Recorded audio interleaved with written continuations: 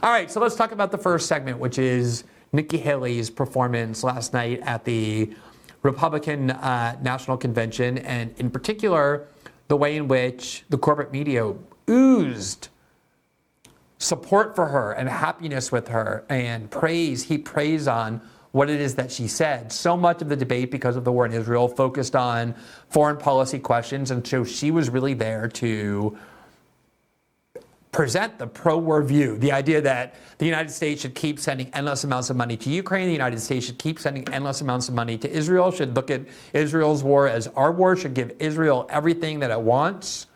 And it produced some contentious exchanges, particularly with Vivek Ramaswamy. So let me show you one of those where he essentially attacked her in a way that I thought was quite accurate. This is what he said. The fact of the matter is the Republican Party is not that much better. You have the likes of Nikki Haley, who stepped down from her time at the UN. Bankrupt or in debt was her family. Then she becomes a military contractor. She joins the board of Boeing and otherwise, and is now a multimillionaire. So I think that that's wrong when Republicans do it or Democrats do it. That's the choice we face. Do you want a leader from a different generation who's going to put this country first, or do you want Dick Cheney in 3-inch heels? All right, Mr. In which case we've got two of them on stage. Mr. Ramaswamy, thank you.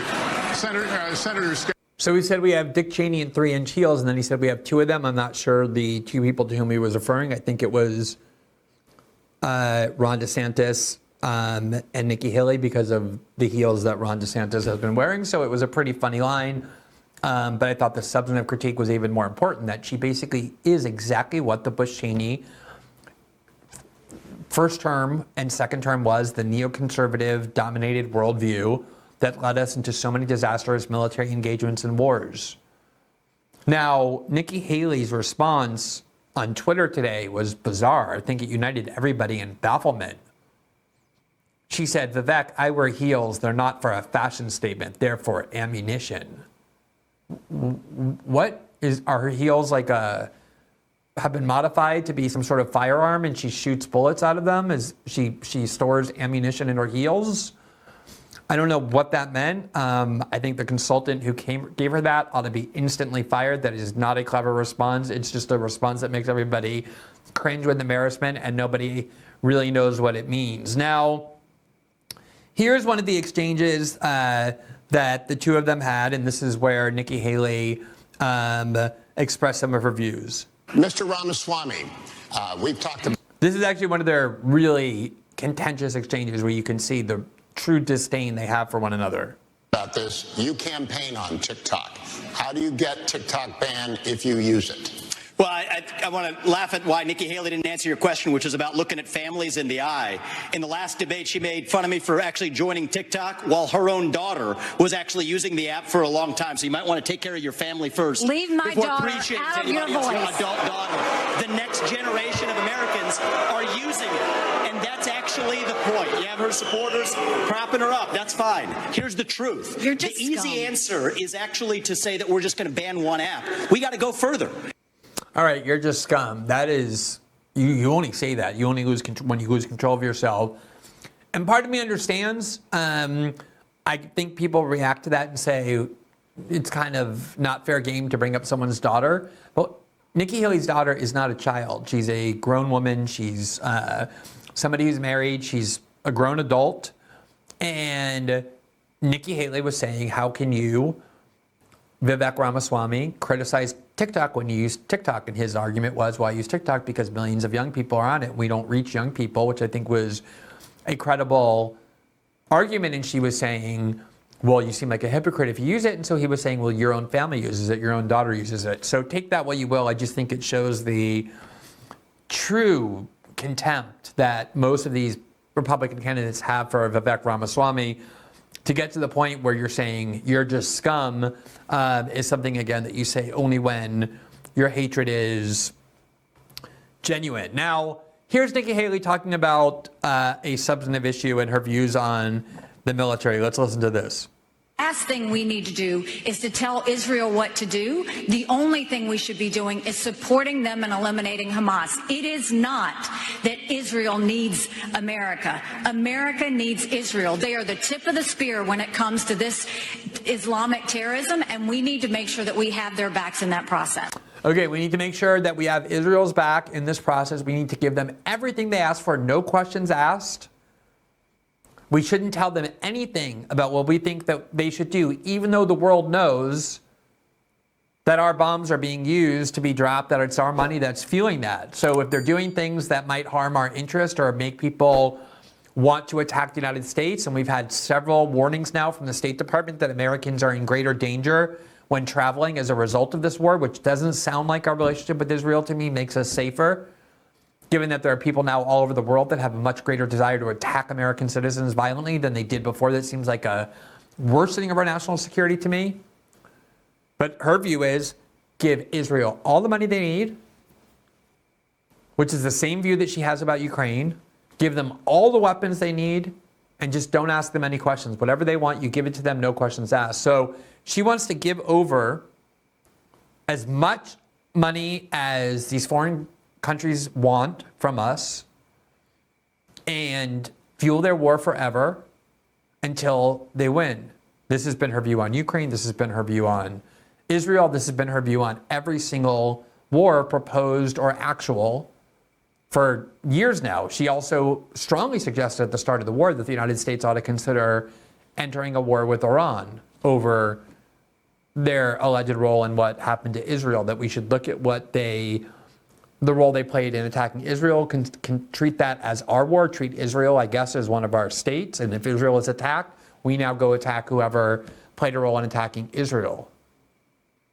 That is the neocon view. Let's just involve ourselves in countless wars at the same time, spend as much money as we have to. And then at the same time, she's saying this. Tells you that they're not going to take on entitlements is not being serious. Let's play that again. Any candidate that tells you that they're not going to take on entitlements is not being serious. Now, do you see what she's doing there? Maybe you think that Social Security or Medicaid need reform because there's just not enough money to let Americans retire with dignity. I personally think that the way in which a country treats people at the end of their life and the last stage of their life is incredibly important. I think the ability to, especially for people who engage in manual labor, like hard backbreaking labor, the ability to have as many years off from that at the end of their life, to be with their families, to reflect on things, to explore the world in ways they can't when they're working, is a very high priority. But maybe we don't have the money to let people retire at 62 or 64 or 65 and give them Medicaid. But if you're going to make that argument, to simultaneously say we should be pouring hundreds of billions of dollars into other countries' wars seems like an extremely warped priority system to me. And it is the priority system that has been governing the United States for many, many years now. There's always enough money to fight foreign wars, even when they have nothing to do with American national security. It goes into the pocket of Raytheon and Boeing, on whose board Nikki Haley sat. And then they turn around and they say, well, for you people out there who can't afford retirement, unlike us, who got very rich because of our connections in Washington, sorry, there's no money for you. We just sent it all to these foreign countries. And let's remind ourselves that what Vivek Ramaswamy said about how she constructed her personal wealth is true. We did our own reporting on that back in August, of how Nikki Haley has been pushing every intervention and has been profiting off that. She has been someone who was in debt her entire life.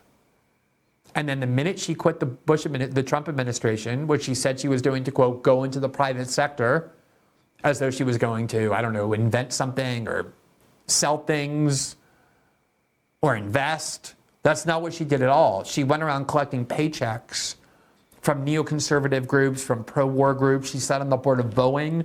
That's her interest. That's where her interest is. And now she advocates policies that serve the interests only of that tiny little war machine complex and neocon complex in Washington. Let me show you an excerpt of the report that we did back in August about exactly where Nikki Haley's massive personal wealth, newfound massive personal wealth, has come from.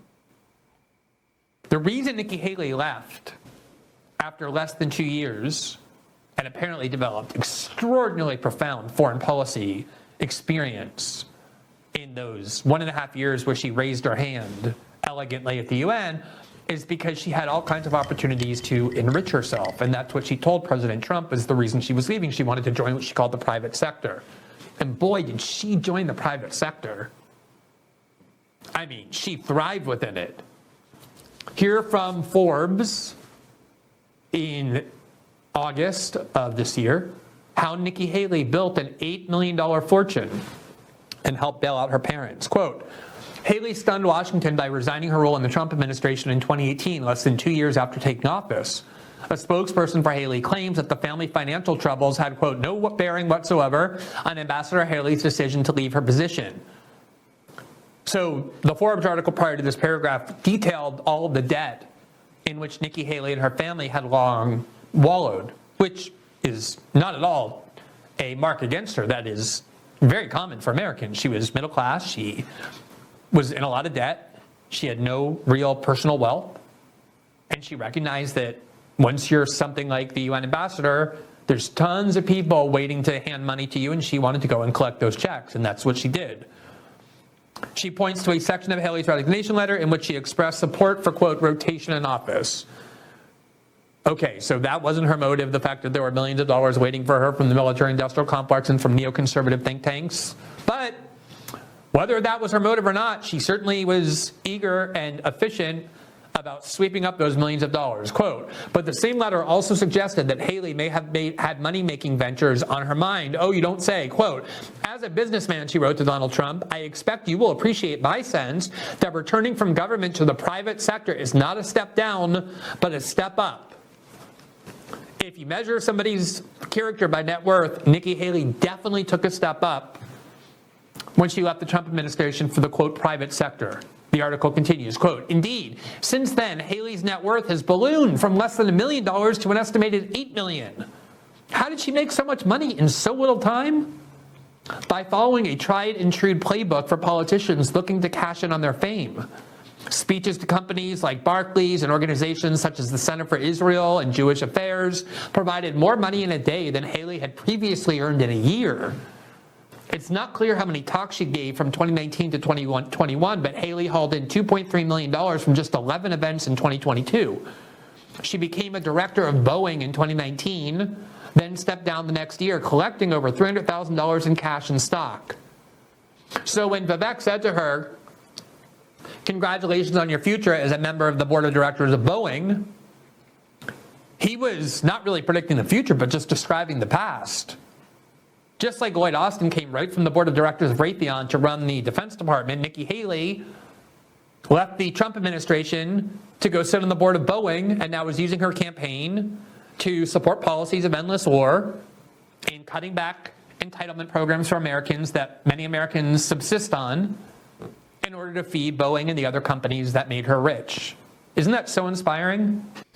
All right, so that's the Nikki Haley campaign. You would think maybe that journalists would look askance at that sort of arrangement, that you have a candidate who is advocating policies that serve a tiny sliver of special interest in Washington who made her very rich and who will continue to make her rich if she doesn't win the election. But you'd be very wrong. The corporate media loves Nikki Haley. Here is Politico in the headline, DeSantis and Haley race for second place, and they say this, quote, Nikki Haley was the apparent winner of the foreign policy-dominated conversation in Miami, not just for the former UN ambassador's command of world affairs in a time of crisis. They're treating her like she's some sort of Henry Kissinger figure who has like shuttled back and forth, negotiating all sorts of historic peace treaties, when all she did was just like raise her hand on command at the UN, but also for the clapbacks that have become a hallmark of her debate performance. And then the New York Times gathered together all of their columnists who are, needless to say, extremely aligned with the Republican primary voter, have all the same views and same interest as the people who make up the Republican base. And for the third straight debate, they made Nikki Haley the winner. There you see on the screen. There's her face. Look at that. There's the first debate. Nikki Haley wins. Second debate. Nikki Haley wins. Third debate. Nikki Haley comes in first place. Congratulations to Nikki Haley. They hate Vivek, the only candidate on the stage who's sort of expressing the kind of America First or anti-interventionist policy that Donald Trump popularized. He's constantly in last place. He was ahead of Doug Burgum and Asa Hutchinson, but only them. So that is the sort of media reaction to Nikki Haley, and she got all sorts of praise for having been a foreign policy expert from the New York Times as well. So what the New York Times is looking for, what the corporate media is looking for, is a restoration of normalcy, of establishment ideology. They don't want there to be a stark choice in foreign policy or anything else. When you go to the polls in 2024, they want to ensure that the Republican Party returns to the grip of the GOP establishment and the neoconservative ideology that they subscribe to, along with the Democratic Party ideology and Democratic Party establishment wing, so that whoever wins in November of next year, militarism and imperialism and war, the war machine, and neoconservative ideology continues to prevail. That's what Nikki Haley's candidacy is for. That's why she has so much establishment money behind her. I think they've given up in some way on Ron DeSantis. He's also sort of trying to play a more middle game, whereas she is the embodiment of the ideology that the corporate media loves most, that the Republican big donors love most, and that is the ploy, to make sure that there's really no choice next year when you have a choice between Joe Biden or Nikki Haley. And the fact that if the corporate media were smart, they would try to help Nikki Haley by pretending they hated her, not by constantly heaping praise on her and declaring her the queen of the debates. Because the only thing that Republican Party voters hate more than the Democratic Party is the corporate media. And to watch the corporate media pick a candidate for them will, I think, have nothing other than backlash. Thanks for watching this clip from System Update, our live show that airs every Monday through Friday at 7 p.m. Eastern, exclusively on Rumble. You can catch the full nightly shows live or view the backlog of episodes for free on our Rumble page. You can also find full episodes the morning after they air across all major podcasting platforms, including Spotify and Apple. All the information you need is linked below. We hope to see you there.